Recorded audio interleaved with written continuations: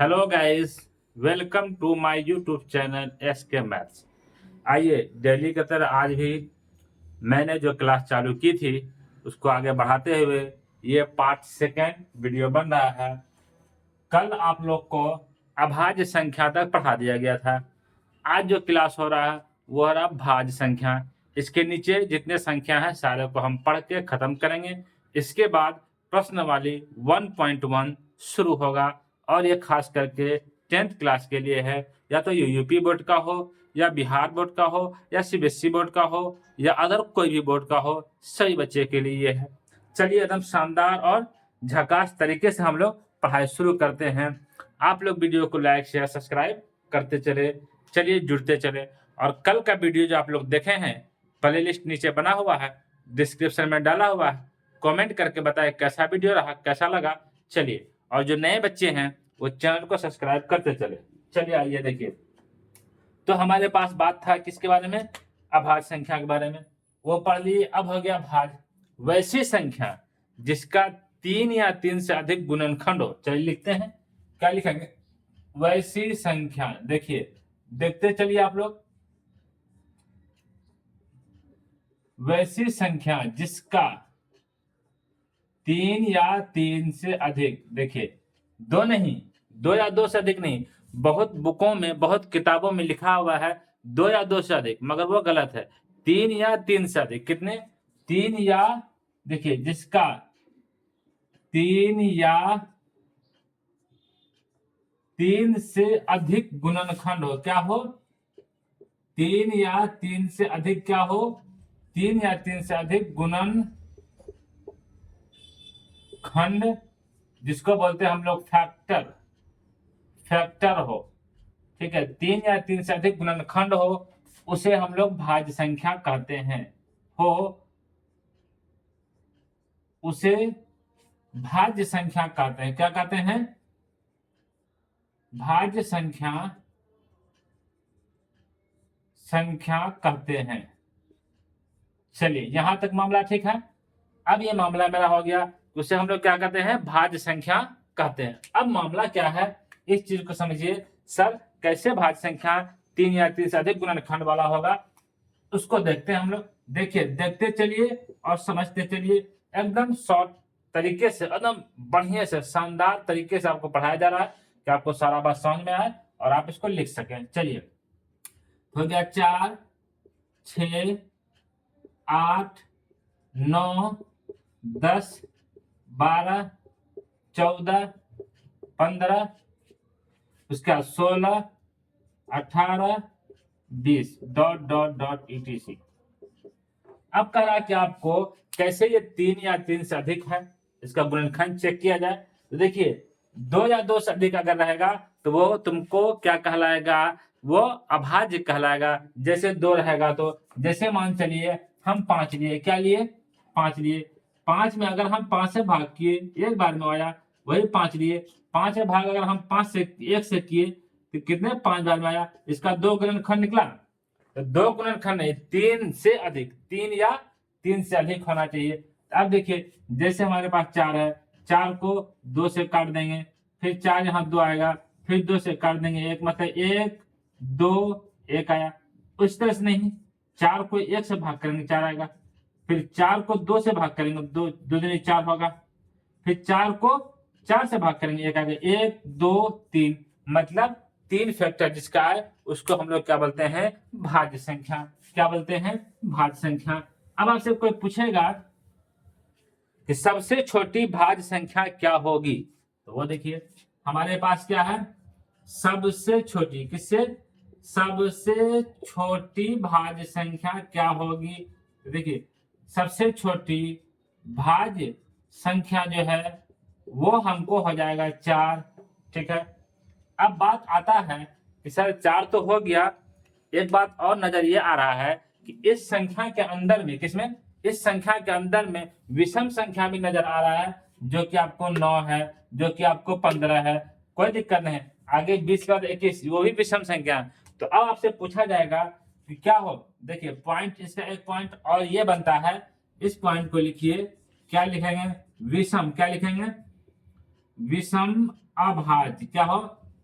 विषम भी है और अभाज्य है। विषम अभाज्य क्या होगा? सबसे छोटी विषम अभाज्य संख्या जो है क्या, जो सबसे छोटी हो वो हमारे पास क्या है? 9 है। बोलिएगा हाँ सर ये विषम भी है और अभाज्य भी है। अब देखिए एक था अगला कल जो लिखाए थे उसको फिर से रिपीट करते हैं। सम क्या है? सम अभाज्य। तो देखो सम अभाज्य कौन संख्या? विषम भाज्य। देखिए सॉरी ये गलती हो गया, इसके लिए सॉरी। ये विषम भाज्य, सबसे छोटी विषम भाज्य क्या है? 9 सबसे छोटी। अब देखिए सम अभाज्य सबसे छोटी क्या है बोलिए? तो वो हो जाएगा आपको क्या हो जाएगा? सबसे छोटी सम और अभाज्य क्या हो जाएगा आपको? तो 2 हो जाएगा। ये 2 चीज था। चलिए करा क्या? ये विषम है मगर भाज्य है, ये सम है मगर अभाज्य है। दोनों का अंतर देख लीजिए। चलिए इसको वीडियो को उतारिए फटाक से, यानी इसको जगह फटाक से नोट कीजिए आप लोग। अगर इसको नोट नहीं करना है तो आप क्या करें, इसको मतलब पॉज करके स्क्रीनशॉट ले ले और इसको देखें। चलिए उतारिए, उतारते चलिए सही बच्चे, जितने बच्चे हैं इसको उतारते। चलिए अगला देखिए, अगला आपका है वास्तविक संख्या। कौन संख्या? वास्तविक। जो चैप्टर का नाम है वास्तविक संख्या, यही अगला संख्या है वास्तविक संख्या। यहाँ सारा प्रोसेस अब शुरू होगी। वास्तविक संख्या का परिभाषा हम लोग पढ़ते हैं, देखते हैं। क्या वास्तविक संख्या?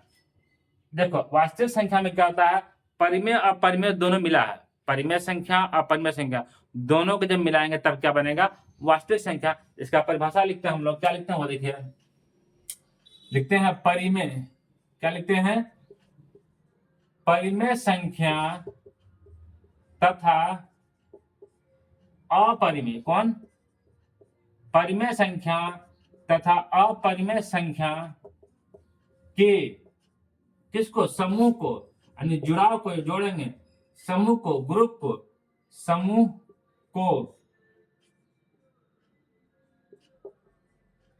को क्या बोलते हैं हम लोग? वास्तविक संख्या बोलते हैं। क्या बोलते हैं? वास्तविक संख्या कहते हैं। चलिए क्या करा?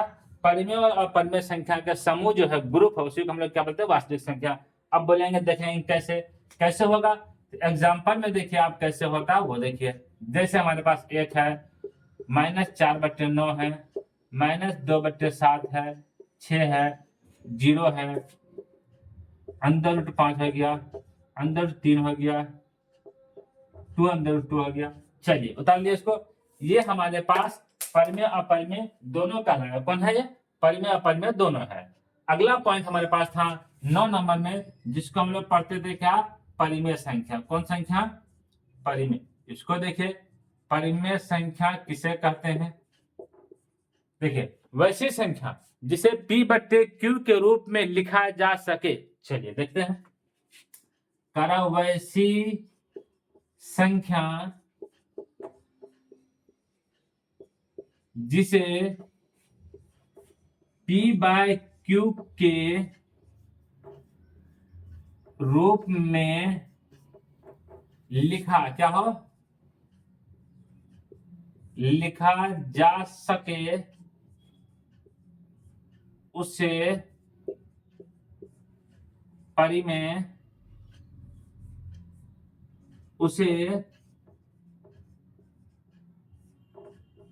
परिमेय संख्या कहते हैं। समझ गए? कहा कि वैसी संख्या जिसे P/Q के रूप में लिखा जाए उसे परिमेय संख्या कहते हैं। यहाँ एक पॉइंट और लिख लीजिए, जहां क्या लिखेंगे? जहां Q is not equal 0। Q 0 के बराबर नहीं होनी चाहिए कभी। Q 0 के बराबर नहीं होनी चाहिए। एग्जाम्पल देखिए, क्या है मेरे पास? तो क्या हो जाएगा? 1 हो जाएगा, फिर 6/7 हो जाएगा, -1/2 हो जाएगा, सिर्फ 1 हो सकता है, 0 हो सकता है, 8/9 हो सकता है, etc। ये हो गया हमारे पास परिमेय संख्या। चलिए फटाफट उतारिए। जिसको जो दिक्कत है वो बोलेंगे, कमेंट बॉक्स में कमेंट करेंगे, बोलेंगे सर फलाना चीज में दिक्कत है, फलाना दिक्कत है, उसको सॉल्व किया जाएगा। चलिए उतारिए, उतारते चलिए आप लोग तेजी में, 2 सेकंड में उतारिए। चलिए अगला क्वेश्चन देखिए, वैसी संख्या जिसे p/q के रूप में नहीं लिखा जा सकते, वो क्या होता है हमारे पास? अपरिमेय होता है। अपरिमेय का डिफाइन हम लोग अब करने जा रहे हैं। चलिए देखिए, तो क्या लिखेंगे? वैसी संख्या जिसे, देखिए लिखेंगे वैसी संख्या जिसे p/q के रूप में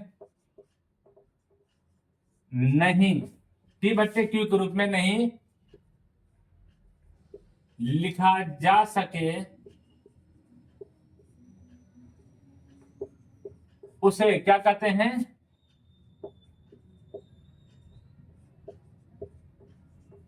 अपरिमेय संख्या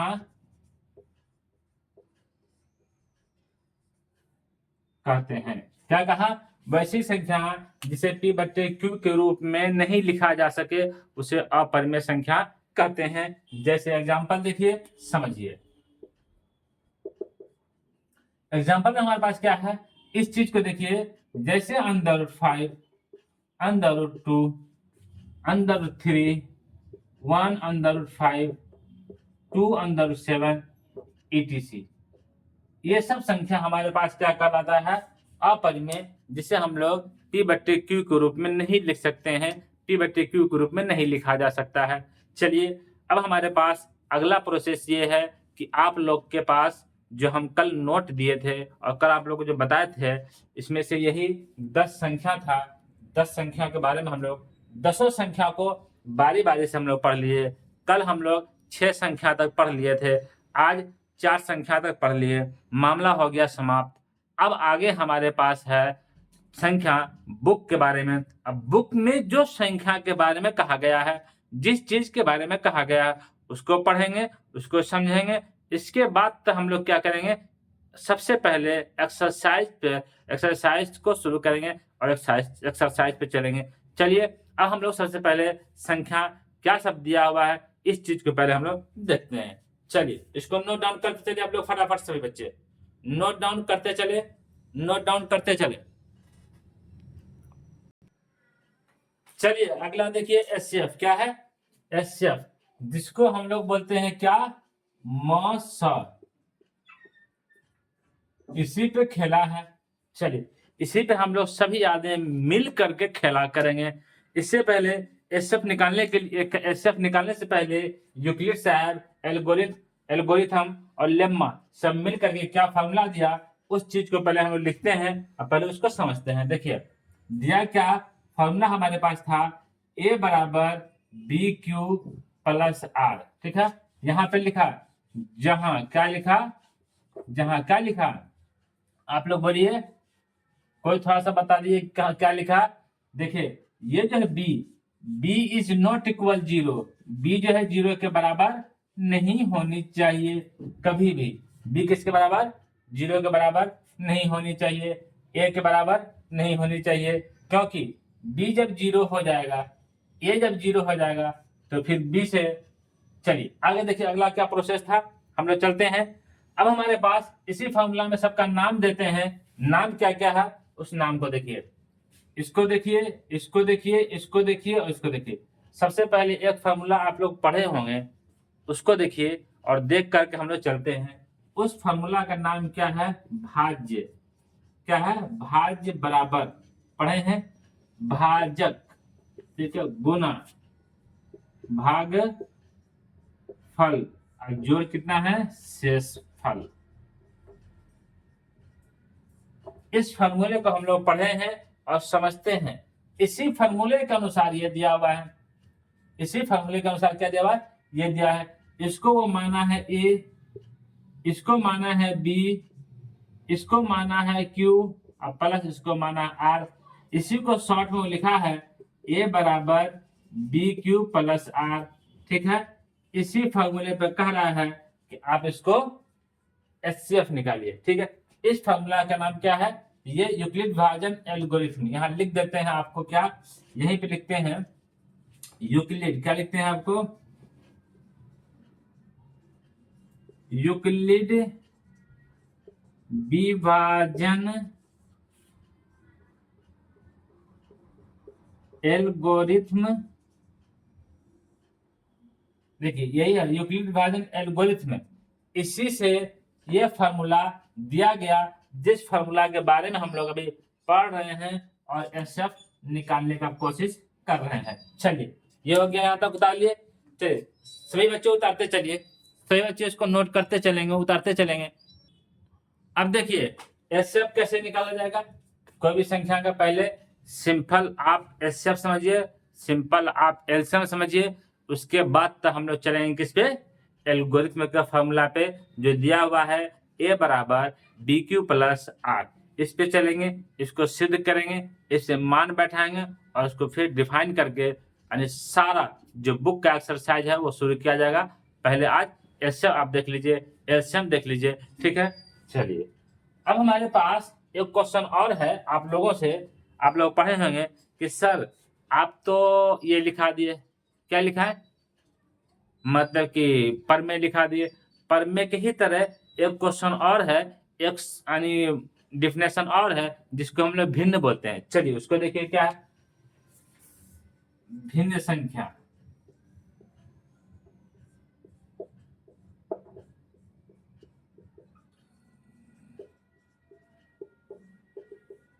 फ्रैक्शन, देखिए परिमेय का ही सारा गुण इसके अंदर है, मगर क्या गुण है वो देखिए यहाँ लिखा रहा है परिमेय संख्या। देखिए वैसी संख्या, समझिएगा उसको, वैसी संख्या जिसे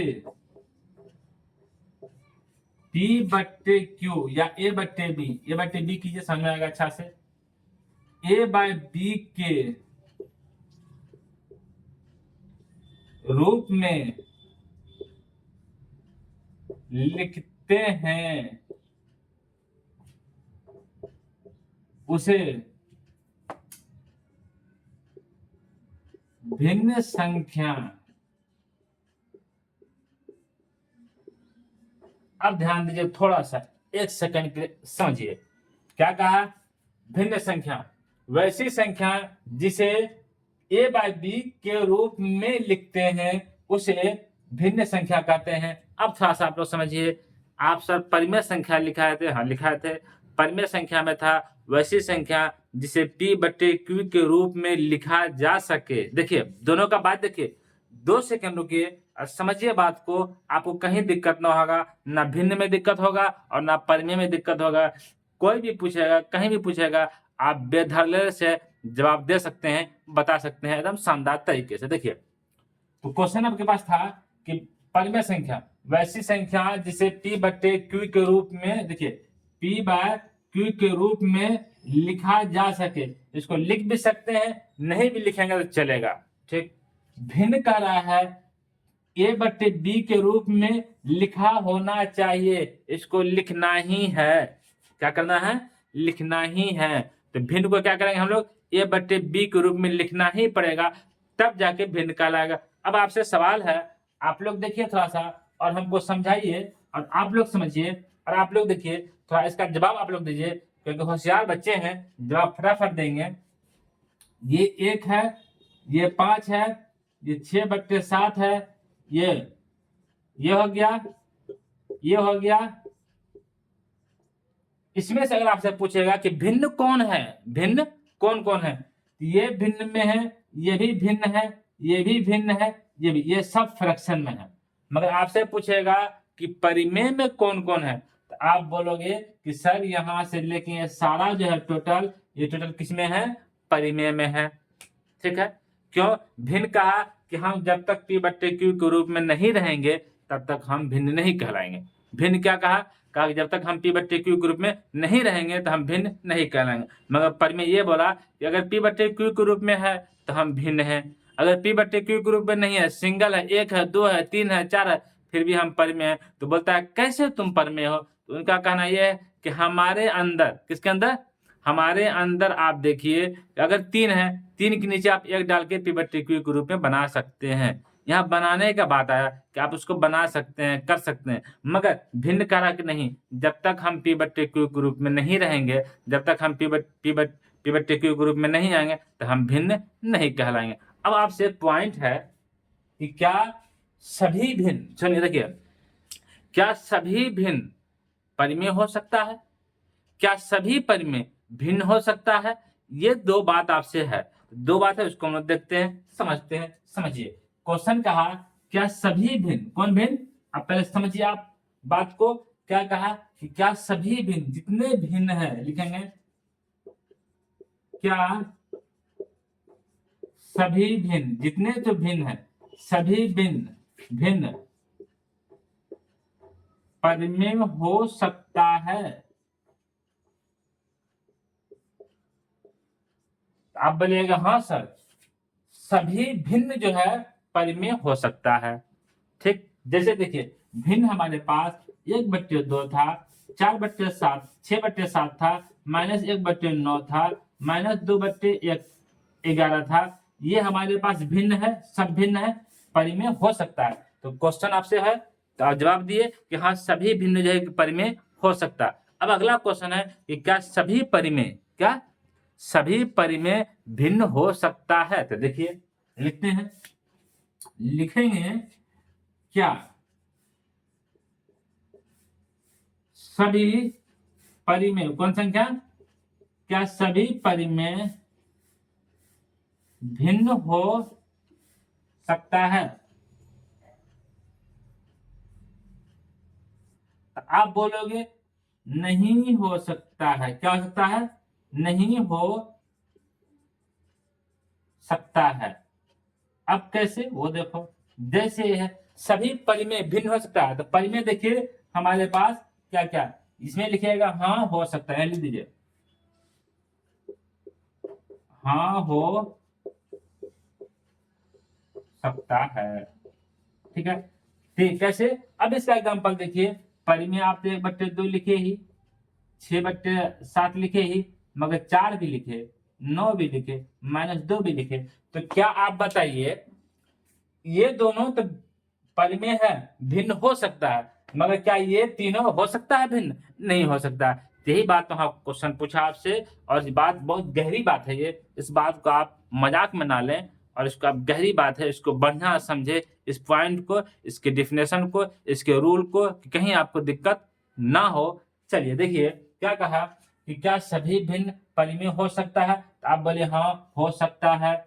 जैसे 1/2, 6/7, -1/9, -2/11, ये भिन्न है, परिमेय हो सकता है। ठीक है, आपसे अगला क्वेश्चन है क्या सभी परिमेय भिन्न हो सकता है? तो आप बोले नहीं हो सकता है।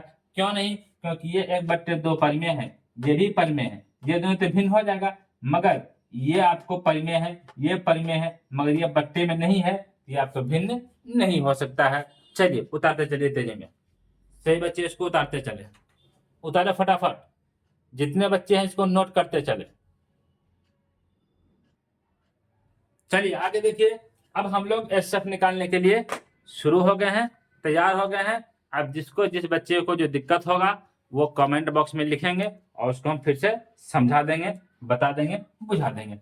चलिए जैसे हमारे पास 16 है और क्या है 18 है, कह रहा है इसका एसएफ निकालिए। पहले इसको सिंपल समझिए, सिंपल तरीके से समझिए, उस तरीके से समझने के लिए पहले सिंपल समझना होगा। चलिए हम करते क्या है, 16 को तोड़े 8 बार में, फिर तोड़े 4 आया, फिर तोड़े 2 आया, इसको लिखिए 16 का क्या लिखे 2 2 2 2, 1 2 3 4, 1 2 3 4। ठीक है, अब 18 का बारी आया, किसका बारी? 18 का। तो 18 को तोड़े, देखिए 2 से 9, फिर 3 से, यहां लिखिए 18 का 2 3 और 3, ये दोनों हमारे पास कॉमन है, इसको क्या लिखे?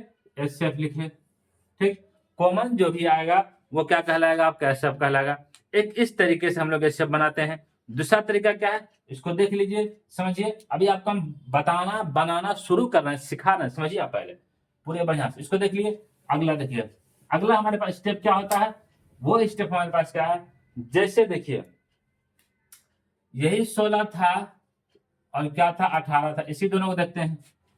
16 से क्या करते हैं, भाग करते हैं किसमें? 18 में। कितने बार में? एक बार में, आया 2, फिर इसी 2 से भाग करेंगे किसमें? 16 में। कितने बार में? 8 बार में।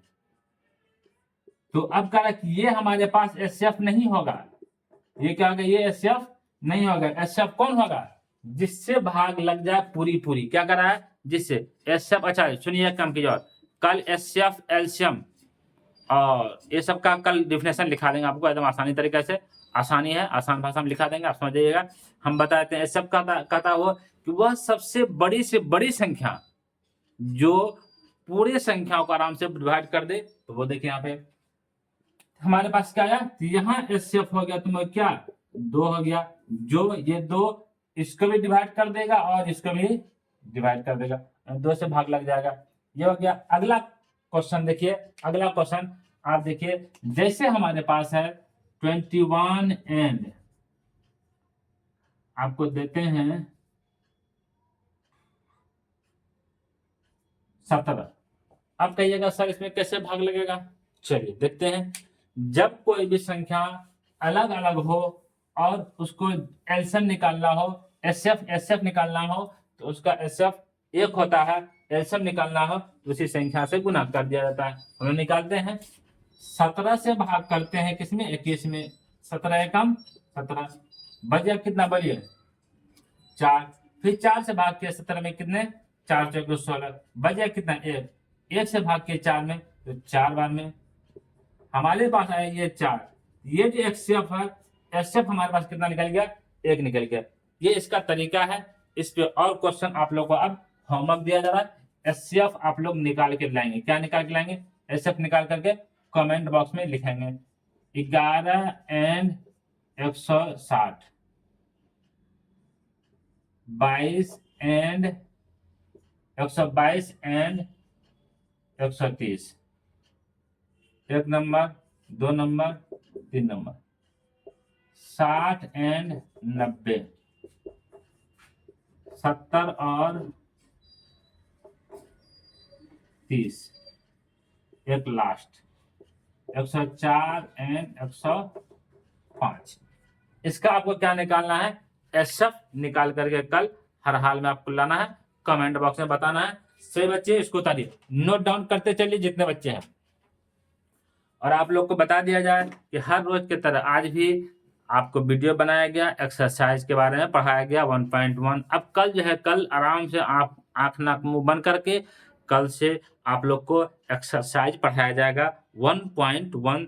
कल से एसएफ निकालने के लिए बताया जाएगा और आराम से धमाके के साथ आप लोग एसएफ निकालेंगे और पढ़ेंगे। और बारी बारी से अब एक्सरसाइज चलना शुरू हो गया है और आप लोग एकदम जोरों शोर से लग जाएं, मेहनत करना शुरू कर दें, कहीं कोई दिक्कत नहीं है। आप लोग मेहनती बच्चे हैं, करेंगे, मेहनत होगा। चलिए थैंक्स आप लोग को वीडियो देखने के लिए, थैंक्स, जज़ाकल्लाह, शुक्रिया। चलिए आप लोग मेहनत करते रहें और वीडियो को लाइक करते रहें, और वीडियो को लाइक करें, शेयर करें। लास्ट बात ये सुने कि आप लोग जितने वीडियो को लाइक करेंगे, शेयर करेंगे और चैनल को सब्सक्राइब करेंगे, आप लोग इसी तरह मज़ेदार मस्ती के साथ, मज़ेदार के साथ आपको मैथ पढ़ाते रहेंगे और आपको मैथ सिखाते रहेंगे और आप लोग सीखते रहेंगे और आगे बढ़ते रहेंगे। चलिए थैंक्स।